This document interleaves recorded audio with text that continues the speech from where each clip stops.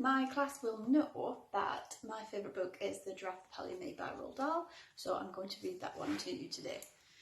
Not far from where I live, there is a queer old empty wooden house standing all by itself on the side of the road. I long to explore inside it, but the door is always locked, and when I peer through a window, all I can see is darkness and dust. I know the ground floor used to once be a sweet shop because I can still read the faded lettering across the front which says The Grubber. My mother has told me that in our part of the country, in the olden days, a grubber was another name for a sweet shop. And now, every time I look at it, I think to myself what a lovely old sweet shop it must have been. On the shop window itself, somebody has painted in the white words, "For Sale." One morning I noticed that "For Sale" had been scraped off the shop window, and in its place somebody had painted "Sold." I stood there staring at the new writing, wishing like mad it had been me who had bought it, because then I would have been able to make it into a grubber all over again. I've always longed and longed for my own sweet shop, and the sweet shop of my dreams would be loaded from top to bottom with sherbet suckers and caramel fudge and Russian toffee and sugar snorters and butter gumballs and thousands of other glorious things like that. Oh boy, what I could have done with that old grubber shop if it had been mine. On my next visit to the grubber, I was standing across the road gazing at the wonderful old building when suddenly an enormous bathtub came sailing out through one of the second floor windows and crashed right in the middle of the road. A few moments later, a white porcelain lavatory pan with all the wooden seats still on it came flying out of the same window and landed with a wonderful splintering crash just beside the bathtub. This was followed by a kitchen sink, an empty canary cage and a 4-poster bed, 2 hot water bottles, a rocking horse, a sewing machine and goodness knows what else besides. It looked as though some madman was ripping out the whole of the inside of the house, because now pieces of staircase and bits of the banisters and a whole lot of floorboards came whistling through the windows. Then there was silence. I waited and waited, but not another sound came from within the building. I crossed the road and stood right under the windows and called out, "Is anybody home?" There was no answer. In the end, it began to get dark, so I had to turn away and start walking home. But you can bet your life nothing was going to stop me hurrying back there again tomorrow morning to see what the next surprise was going to be. When I got back to the grubber house the next morning, the first thing I noticed was the new door. The dirty old brown door had been taken out, and in its place someone had fitted a brand new red one. The new door was fantastic. It was twice as high as the other one had been, and it looked ridiculous. I couldn't begin to imagine who would want a tremendous tall door like that in his house unless it was a giant. As well as this, somebody had scraped away the sold notice on the shop window, and now there was a whole lot of different writing all over it. I stood there reading it and trying to figure out what on earth it meant. The Ladderless Window Cleaning Company. Get your windows cleaned without a lot of dirty ladders leaning against your house. I tried to catch some sign or sound of movement inside the house, but there was none, until all of a sudden, out of the corner of my eye, I noticed that one of the windows on the top floor was slowly beginning to open outwards. Then a head appeared at the open window. The head stared at me. I stared at the head.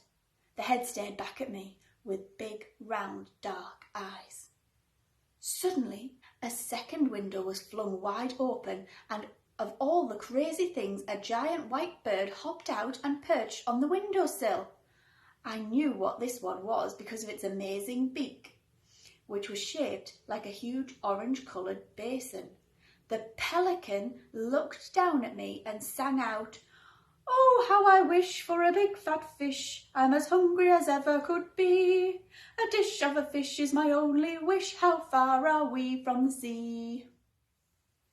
We're a long way from the sea, I called back to him, but there's a fishmonger in the village not far away. A fish what? A fishmonger. Now what on earth could that be? Asked the pelican. I've heard of a fish pie and a fish cake and a fish finger, but I've never heard of a fishmonger. Are these mongers good to eat? This question baffled me a bit. So I said, who's your friend in the next window? She is the giraffe, the pelican answered. Is she not wonderful?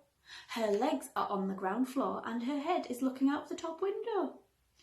As if all this wasn't enough, the window on the first floor was now flung wide open and out popped a monkey.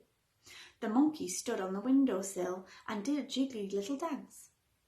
He was so skinny he seemed to be made out of only furry bits of wire. But he danced wonderfully well, and I clapped and cheered and did a little dance myself in return. We are the window cleaners, sang out the monkey. We will polish your glass till it's shining like brass and it sparkles like sun on the sea. We are quick and polite, we will come day or night, the giraffe, the Pelly and me.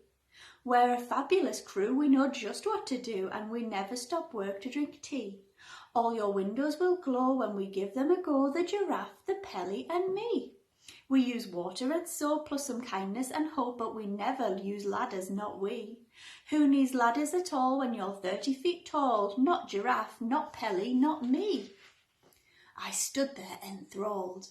Then I heard the giraffe saying to the pelican in the next window, Pelly, my dear, be so good as to fly down and bring me that small person up here to talk to us. At once the pelican spread his huge white wings and flew down onto the road beside me. Hop in, he said, opening his enormous beak. I stared at the great orange beak and backed away. Go on, said the monkey, shouting from the top window. The Pelly isn't going to swallow you, climb in. I said to the pelican, I'll only get in if you promise not to shut your beak once I'm inside. You have nothing to fear, cried the pelican. And let me tell you why. I have a very special beak, a special beak have I. You'll never see a beak so fine, I don't care where you go. There's magic in this beak of mine, hop in and don't say no. I will not hop in, I said, unless you swear on your honour that it won't shut once I'm inside. I don't like small dark places. When I have done what I'm just about to do, said the pelican, I will be able to shut it. You don't seem to understand how my beak works. Show me, I said. Watch this, said the pelican. I watched in amazement as the top half of the pelican's beak began to slide smoothly backwards into his head until the whole thing was almost out of sight. It bends and goes back down to the back of my neck, cried the pelican. Is that not sensible? Is that not magical? It's unbelievable, I said. It's exactly like one of those metal tape measures my father's got at home. When it's out straight, when you slide it back in, it bends and disappears. Precisely, said the pelican. You see, the top half is of no use to me unless I am chewing fish. The bottom half is what counts, my lad. The bottom half of this glorious beak of mine is the bucket in which we carry our window cleaning water. So if I didn't slide the top half away, I'd be standing around all day long holding it open. So I slide it away for the rest of the day. Even so, I'm still able to speak. And wherever I've flown, it has always been known as the pelican's patented beak. If I want to eat fish, that's my favourite dish. All I do is I give it a tweak. In the blink of an eye, out it pops, and they cry, it's the pelican's patented beak. Stop showing off down there, shouted the monkey from the upstairs windows. Hurry up Hurry up and bring that small person to us. The giraffe is waiting. I climbed into the big orange beak, and with a swoosh of wings, the pelican carried me to his perch on the windowsill. The giraffe looked out of her window at me and said, "How do you do? What's your name?" "Billy," I told her. "Well, Billy," she said, "we need your help, and we need it fast. We must have some windows to clean. We've spent every penny we had on buying this house, and we've got to earn some more money quickly. The Pelly is starving, the monkey is famished, and I am perishing with hunger. The Pelly needs fish, the monkey needs nuts, and I am even more difficult to feed. I am a Geranius giraffe, and a Geranius giraffe cannot eat anything except the pink and purple flowers of the tinkle tinkle tree. But those, as I'm sure you know, are hard to find and expensive to buy." The pelican cried out, "Right, I am now so hungry I could eat a stale sardine. Has anyone seen a stale sardine or a bucket of rotten cod? I'd eat the lot upon the spot, I'm such a hungry bod." Every time the pelican spoke, the beak I was standing in jiggled madly up and down, and the more excited he got, the more it jiggled. The monkey said, "What Pelly is really crazy about is salmon." "Yes, yes," cried the pelican, "salmon. Oh, glorious salmon. I dream about it all day long, but I never get any." "And I dream about walnuts," shouted the monkey. "A walnut fresh from the tree is scrumdiddlyumptious. So flavoury savoury, so sweet to eat, it makes me all wobbly just to think about it." And at exactly that moment, a huge white Rolls Royce pulled up right below us, and a chauffeur in a blue and gold uniform got out. He was carrying an envelope in one gloved hand. "Good heavens," I whispered, "that's the Duke of Hampshire's car." "Who's he?" said the giraffe. "He's the richest man in England," I said. The chauffeur knocked on the door of the grubber. He looked up and saw us. He saw the giraffe, the Pelly, the monkey, and me, all staring down at him from above. But not a muscle moved in his face, not an eyebrow was raised. The chauffeurs of very rich men are never surprised by anything they see. The chauffeur said, "His Grace the Duke of Hampshire has instructed me to deliver this envelope to the Ladderless Window Cleaning Company." "That's us," cried the monkey. The giraffe said, "Be so good as to open the envelope and read us the letter." The chauffeur unfolded the letter and began to read. "Dear Sirs, I saw your notice as I drove by this morning. I have been looking for a decent window cleaner for the last 50 years, but I have not found one yet. My house has 675 windows, not counting the greenhouse, and all of them are filthy. Kindly come and see me as soon as possible. Yours truly, Hampshire." That, added the chauffeur in a voice filled with awe and respect, was written by His Grace the Duke of Hampshire in his own hand. The giraffe said to the chauffeur, "Please tell His Grace the Duke that we will be with him as soon as possible." The chauffeur touched his cap and got back into the Rolls Royce. "Whoopee!" shouted the monkey. "Fantastic!" cried the pelican. "That must be the best window cleaning job in the world." "Billy," said the giraffe, "what is the house called, and how do we get there?" "It's called Hampshire House," I said. "It's just over the hill. I'll show you the way." "We're off," cried the monkey. "We're off to see the Duke." The giraffe stooped low and went out through the tall door. The monkey jumped off the windowsill and onto the giraffe's back. The pelican, with me in his beak, hanging on for dear life, flew across and perched on the very top of the giraffe's head, and away we went.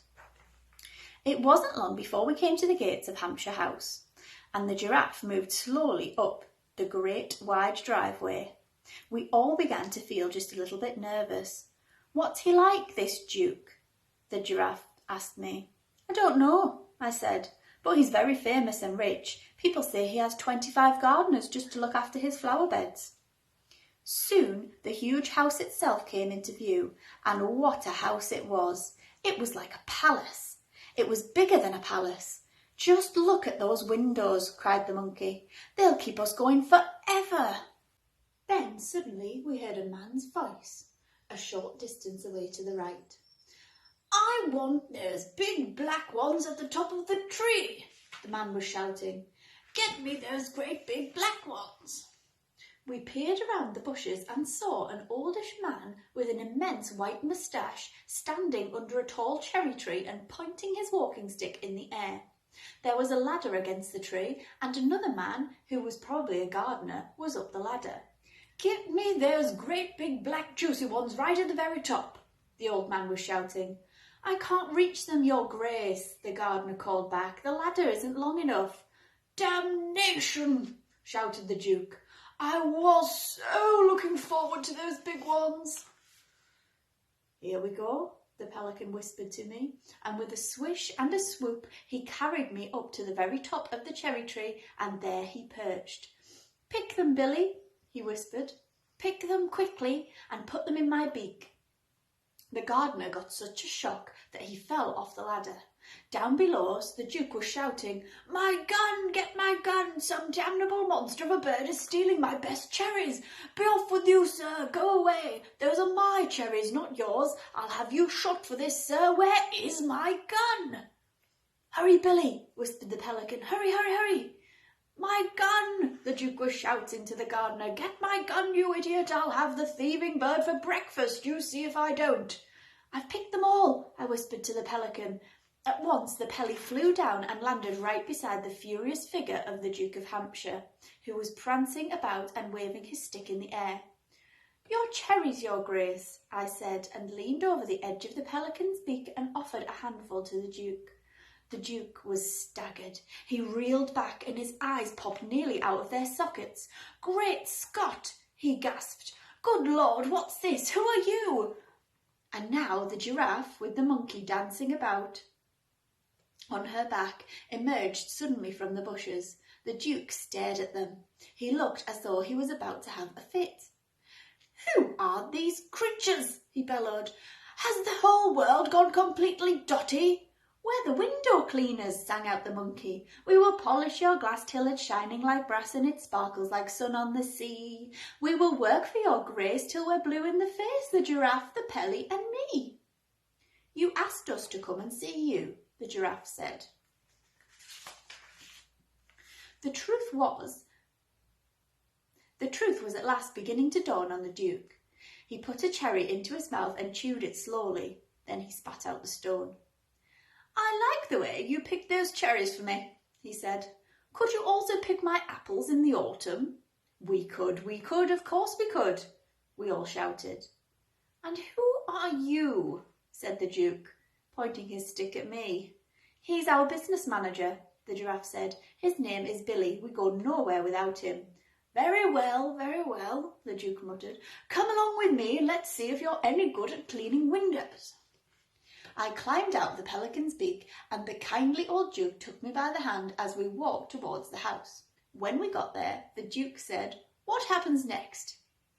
It's all very simple, your grace, said the giraffe. I'm the ladder, the Pelly is the bucket, and the monkey is the cleaner. Watch us go. With that, the famous window-cleaning gang sprang into action. The monkey jumped down from the giraffe's back and turned on the garden tap. The pelican held his great beak under the tap until it was full of water, and then, with a wonderful springy leap, the monkey leapt up once again on the giraffe's back. From there, he scrambled as easily as if he were climbing a tree up the long, long neck of the giraffe until he stood balancing on the very top of her head. The pelican remained standing on the ground beside us, looking up at the giraffe.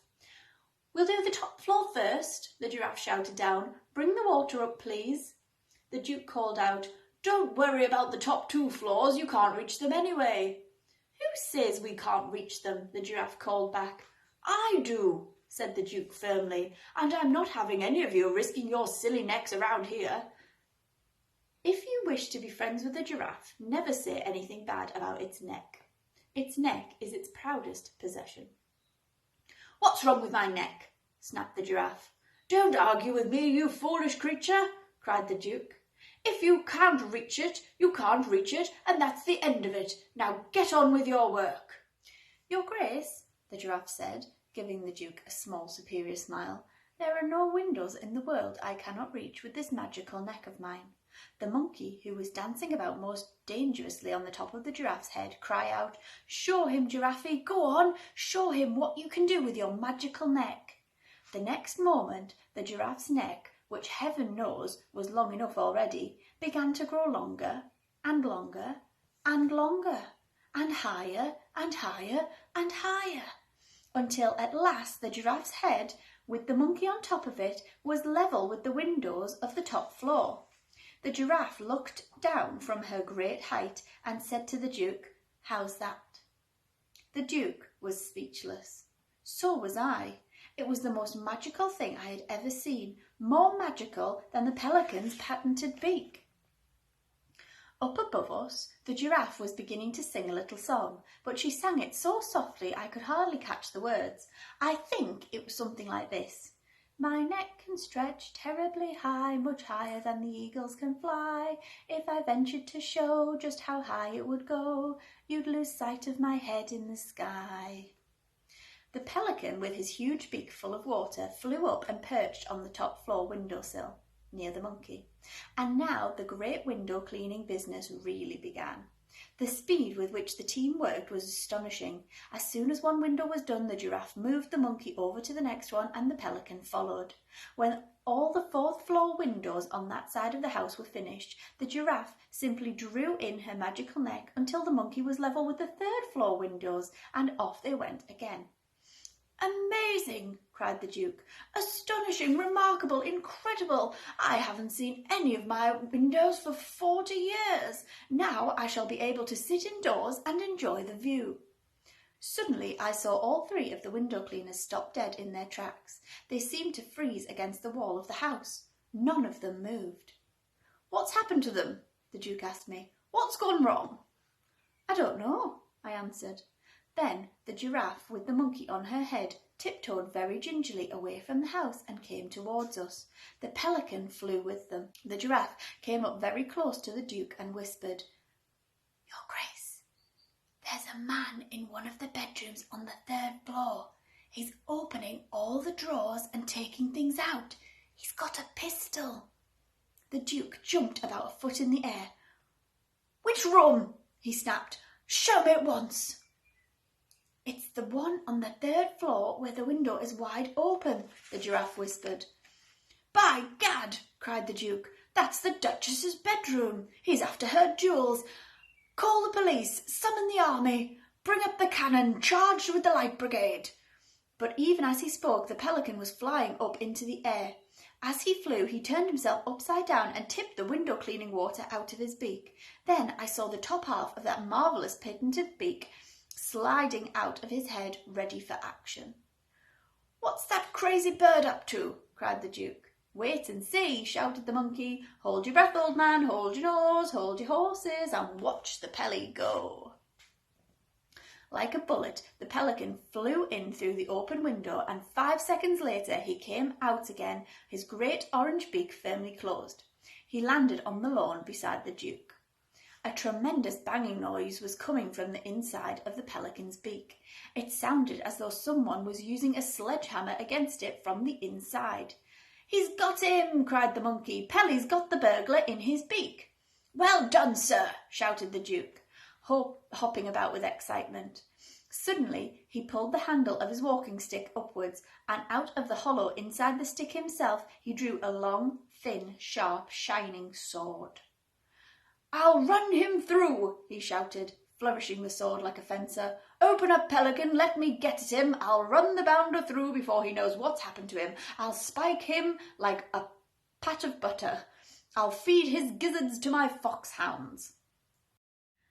But the pelican did not open his beak. He kept it firmly closed and shook his head at the Duke.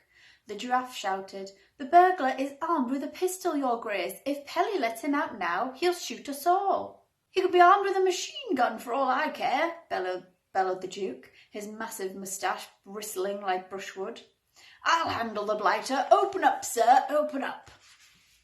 Suddenly there was an ear-splitting bang, and the pelican leapt 20 feet into the air. So did the Duke. "Watch out!" the Duke shouted, taking 10 rapid paces backwards. "He's trying to shoot his way out." And pointing his sword at the pelican, he bellowed, "Keep that beak closed, sir. Don't you dare let him out. He'll murder us all." "Shake him up, Pelly," cried the Giraffe. "Rattle his bones. Teach him not to do it again." The pelican shook his head so fast from side to side that the beak became a blur, and the man inside must have felt he was being scrambled like eggs. "Well done, Pelly," cried the Giraffe. "You're doing a great job. Keep on shaking him so he doesn't fire that pistol again."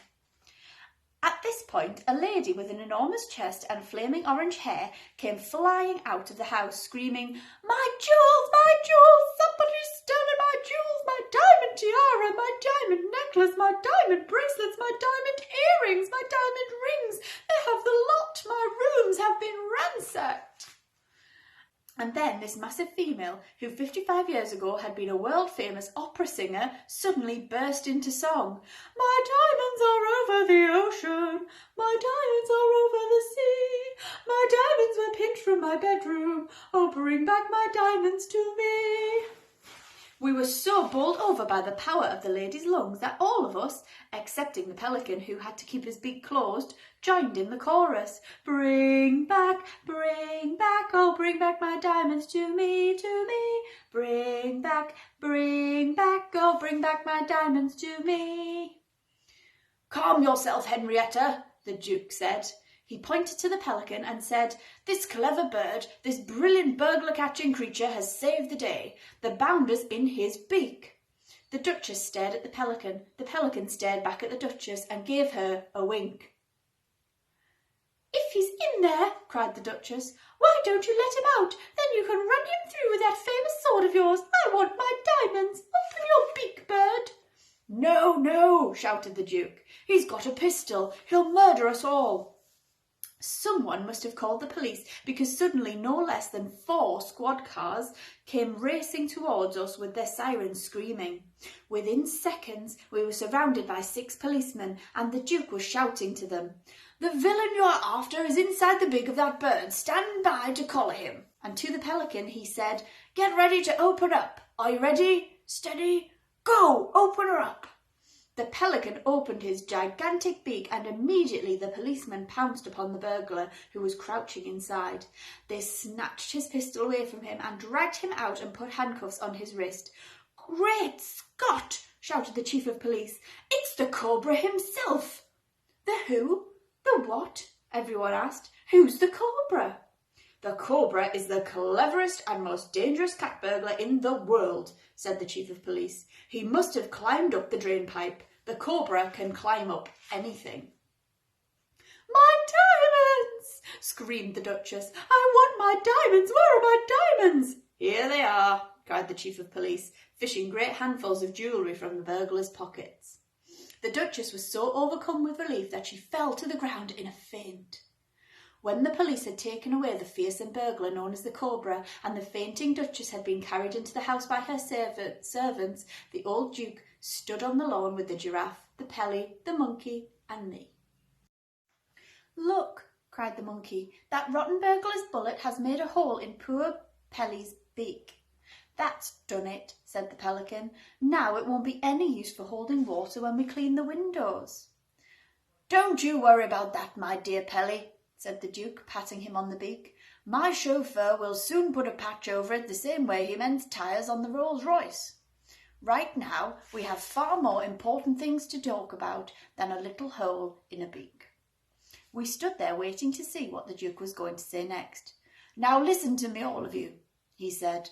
"Those diamonds were worth millions, millions, and millions, and millions, and you have saved them." The monkey nodded, the Giraffe smiled, the pelican blushed.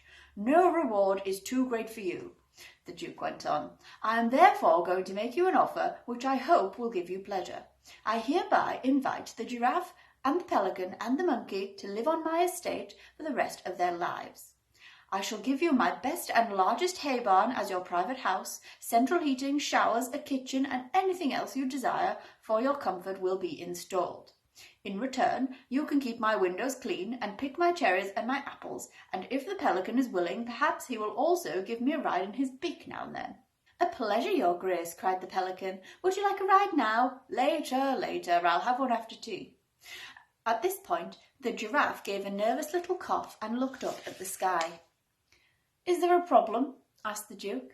"If there is, do please let me hear it." "I don't like to sound ungrateful or pushy," murmured the giraffe, "but we do have one very pressing problem. We are all absolutely famished. We haven't eaten for days." "My dear Giraffe," cried the Duke, "how very thoughtless of me. Food is no problem around here." "I'm afraid it's not quite as easy as all that," said the giraffe. "You see, I myself happen to be—" "Don't tell me. I know already," said the Duke. "I am an expert in the animals of Africa. The moment I saw you, I knew you were no ordinary giraffe. You are a Geraneous variety, are you not?" "You're absolutely right, your grace," said the giraffe, "but the trouble with us is that we only eat—" "You don't have to tell me that either," cried the Duke. "I know perfectly well that Geraneous giraffe can only eat food of one kind. Am I not right in thinking that the pink and purple flowers of the tinkle tinkle tree are your only diet?" "Yes," sighed the giraffe, "and that's been my problem ever since I arrived on these shores." "That is no problem at all here at Hampshire House," said the Duke. "Look over there, my dear Giraffe, and you will see the only plantation of tinkle tinkle trees in the entire country." The giraffe looked. She gasped in astonishment, and at first she was so overwhelmed that she couldn't even speak. Tears of joy began running down her cheeks. "Help yourself," said the Duke. "Eat all you want."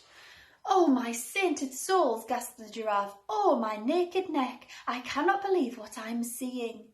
The next moment she was galloping full speed across the lawns and whinnying with excitement, and the last we saw of her, she was burying her head in the beautiful pink and purple flowers that blossomed on the tops of the trees all around her. "As for the monkey," the Duke went on, "I think he will also be pleased with what I have to offer. Over my estate there are thousands of giant nut trees." "Nuts!" cried the monkey. "What kind of nuts?" "Walnuts, of course," said the Duke. "Walnuts!" screamed the monkey. "Not walnuts! You don't really mean walnuts. You're pulling my leg. You're joking. You can't be serious. I must have heard wrong." "There's a walnut tree right over there," the Duke said, pointing.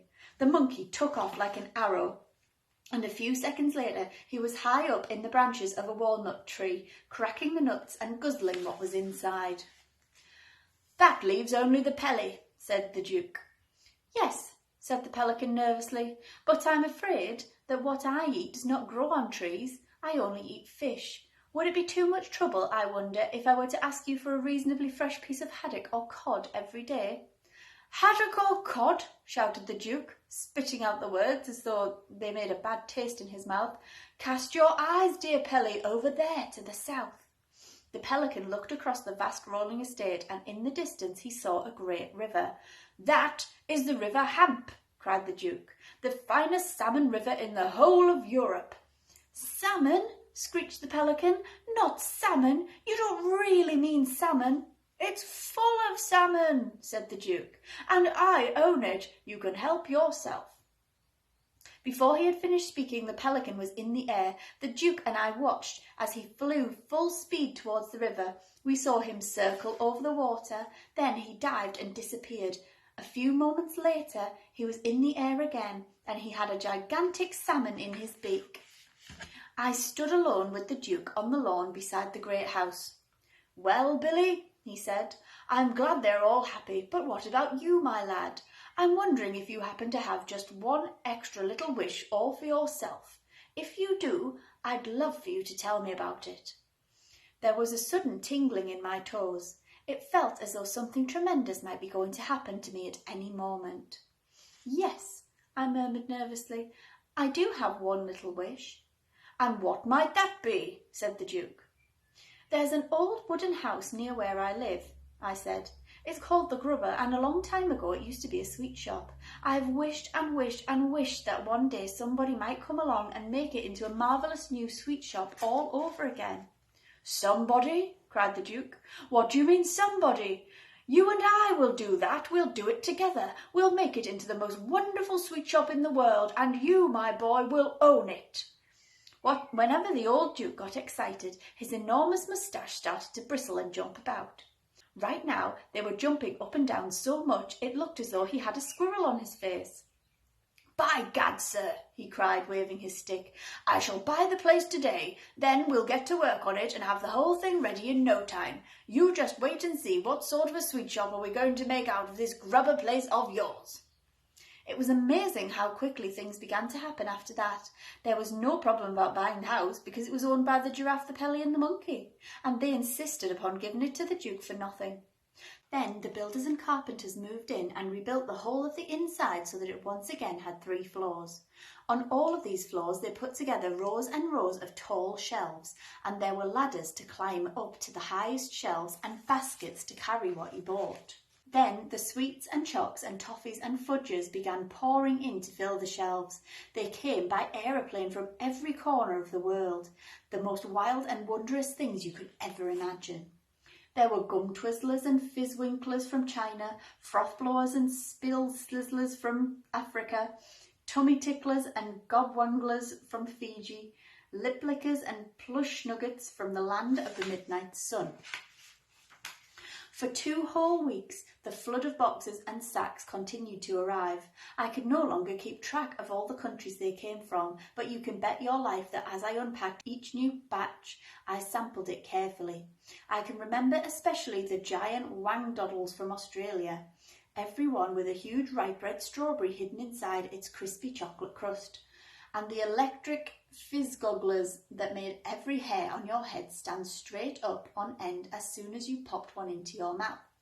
And then there were the niche nobblers and gum glotters and blue bubblers and sherbet slurpers and tongue rakers. As well as all this, there was a whole lot of splendid stuff from the great Wonka factory itself. For example, the famous Willy Wonka rainbow drops. Suck them and you can spit 7 different colours. Stickjaw for talkative parents, and his mint jub-jubs that will give the boy next door green teeth for a month.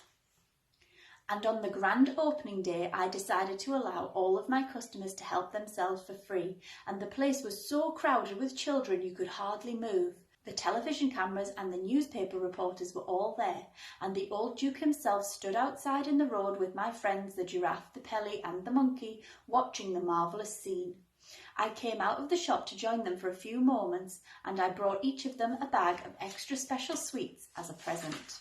To the Duke, because the weather was a little chilly, I gave him some scarlet scorch droppers that had been sent to me from Iceland.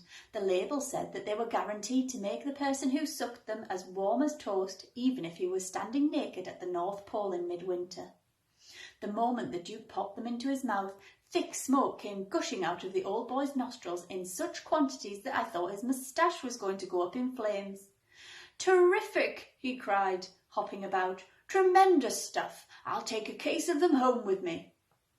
To the Giraffe I gave a bag of glumptious gobblers. The glob gobbler is an especially delicious sweet that has made somewhere near Mecca. And the moment you bite it, all the perfumed juices of Arabia go squirting down your gullet one after the other. "It's wonderful," cried the Giraffe as a cascade of lovely liquid poured all the way down her long throat. "It's even better than my favourite pink and purple flowers." To the Pelican I gave a big bag of pishlets. Pishlets, as you know, are bought by children who are unable to whistle a tune as they walk along the street, but long to do so. They had a splendid effect upon the Pelican, for after he had put one of them into his beak and chewed it for a while, he suddenly started singing like a nightingale. This made him wildly excited, because pelicans are not songbirds. No pelican had ever before been known to whistle a tune. To the Monkey I gave a bag of devil's drenchers, those small fiery black sweets that one is not allowed to sell to children under 4 years old.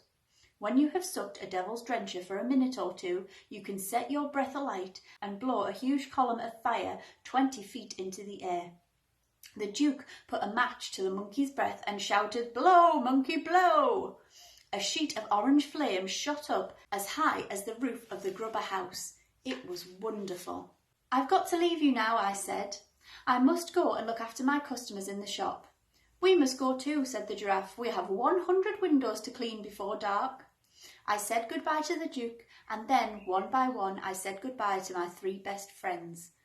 Suddenly, we all became very quiet and melancholy, and the monkey looked as though he was about to cry as he sang me a little song of farewell. "We have tears in our eyes as we wave our goodbyes. We so love being with you, we 3. So do please now and then come and see us again, the giraffe, the Pelly and me. All you do is to look at a page in a book, because that's where we will always be. No book ever ends when it's filled with your friends, the giraffe, the Pelly and me."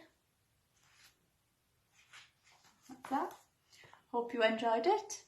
I really like it. It's just a little story, but it makes me happy. What's your favourite story? Tell me what your favourite story is.